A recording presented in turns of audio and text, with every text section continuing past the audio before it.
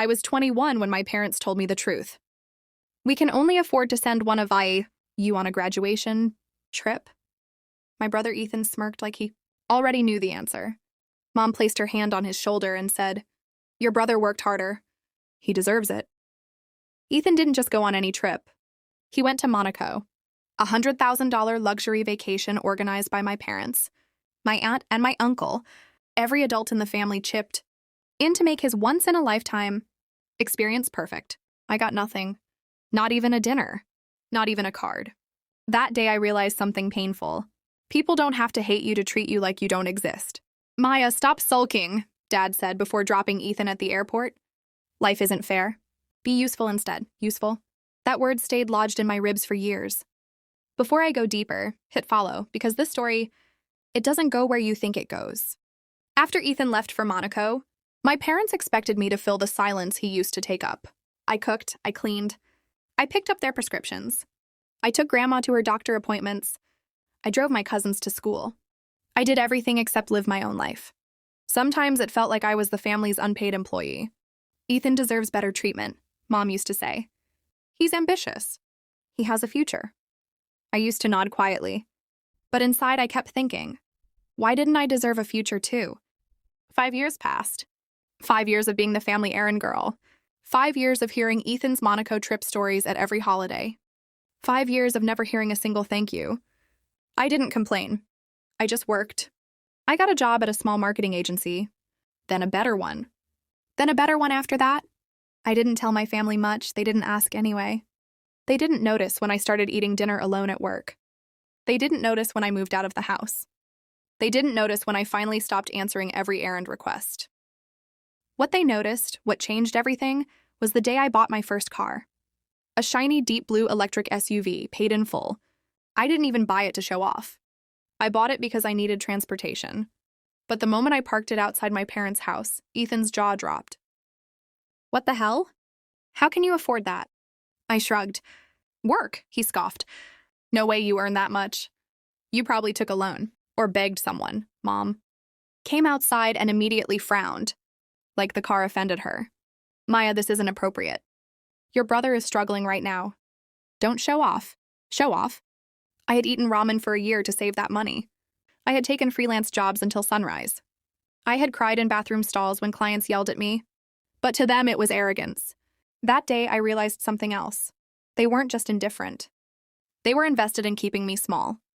And they had no idea how big I'd become. 2 weeks later, I got a call from a private investor I'd pitched to months before. "Maya, we're offering you the contract.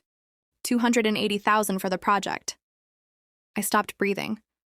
I held the phone so tightly my hands hurt. When we finalized the deal, I walked into the bathroom, locked the door, and let the tears fall silently. I wasn't crying because I got money. I was crying because, for once, something in my life was actually mine. I didn't tell my family. They would only find a way to twist it. But life has a way of forcing things into the open. And for me, that moment happened at Grandma's 80th birthday dinner. Everyone was there. Cousins, aunts, uncles, Ethan, his girlfriend, my parents. And they were all complaining. About money, about bills, about how the world is unfair to hardworking people. Then Aunt Lisa leaned over to me. "Maya, dear, how's your little job going?" Little job. I took a sip of water and said calmly, "It's good. I just closed a contract." Ethan chuckled. "What? A $500 social media thing?" I looked directly at him. $280,000. The entire table went silent. Forks froze midair. Someone coughed. Ethan burst out laughing. "Yeah, right. You're not capable of that." Dad narrowed his eyes. "Maya, don't lie to impress people." Mom shook her head. "This isn't funny."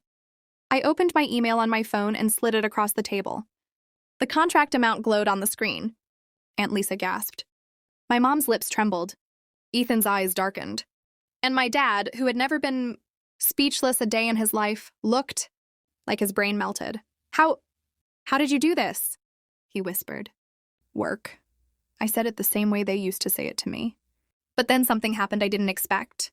Something that turned the night from shocking to dangerous. Ethan stood up so fast his chair screeched. "No, you're lying. You stole something.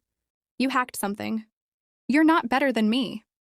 His face was red, shaking with anger. His girlfriend tugged his sleeve. Ethan, sit down. No, he snapped. I want to know how she suddenly has money when I've been asking this family for help for months. The room filled with whispers. That's when Dad turned to me with a cold expression I hadn't seen before. Maya, your brother asked us for money again. We told him we didn't have any. I blinked. And, he swallowed. Now that you have some, you should give it to him. Ethan smirked like he'd won something. Yeah, Maya, you owe me. Owe him? For what? For Monaco? For the disrespect? For 5 years of being the family servant? I stood up slowly. I don't owe you anything. Ethan slammed his fist on the table. You will give it to me, one way or another. His voice wasn't just angry. It was threatening.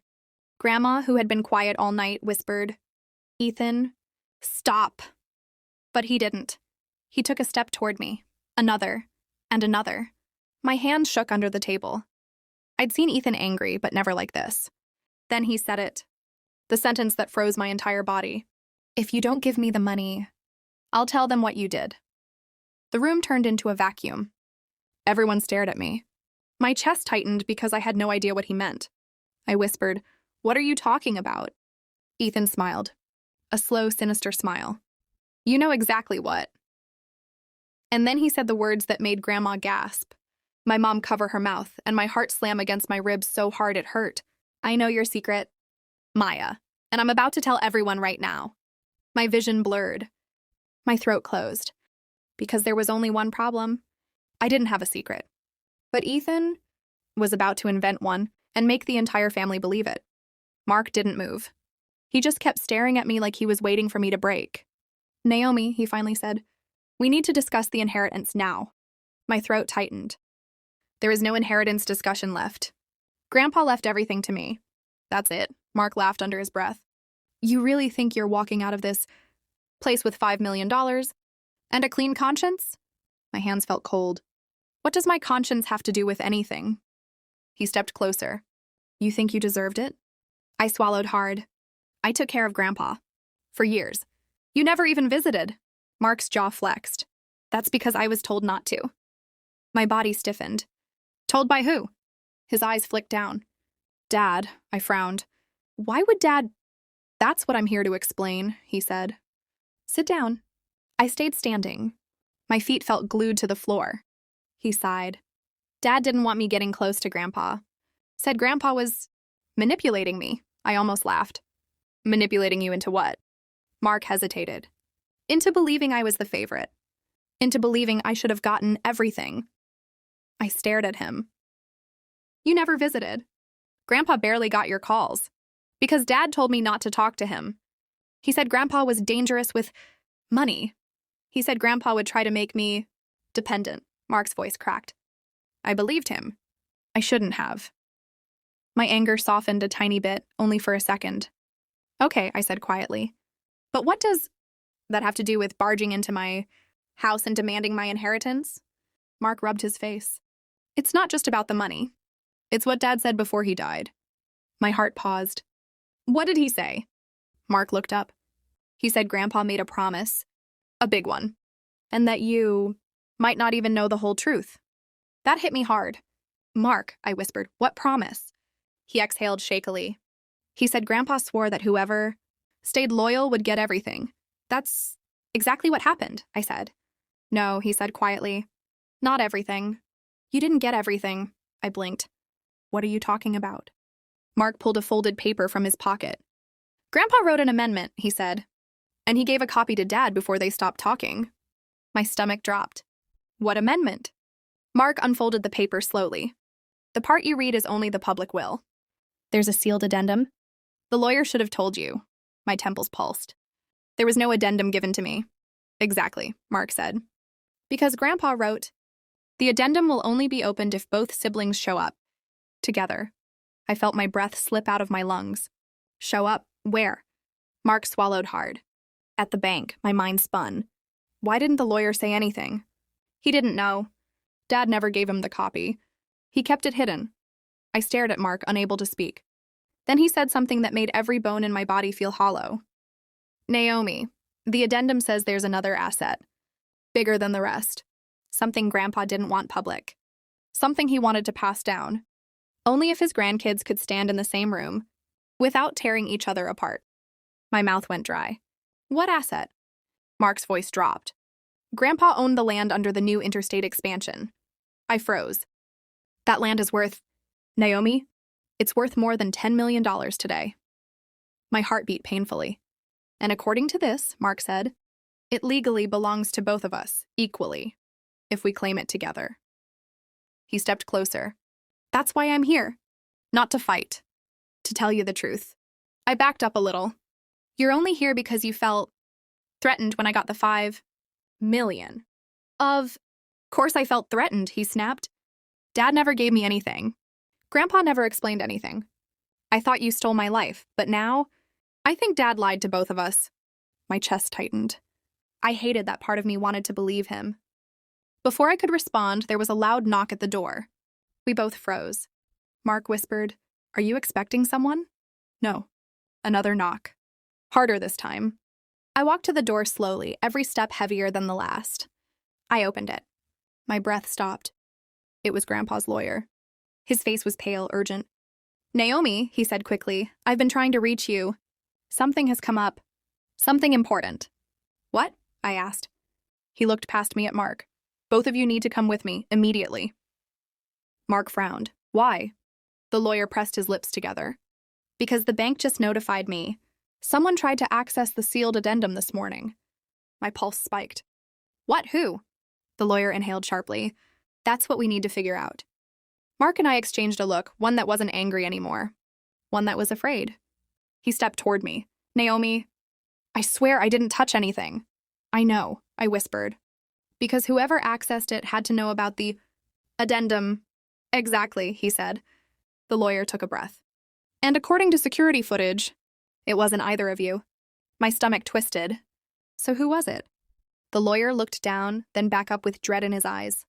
Your mother. Everything inside me collapsed at once. What, Mom? She attempted to access the addendum, he said. And she tried using your father's old authorization code. Mark grabbed the edge of the table. But Mom hates Grandpa's side of the family. She never even cared about his money.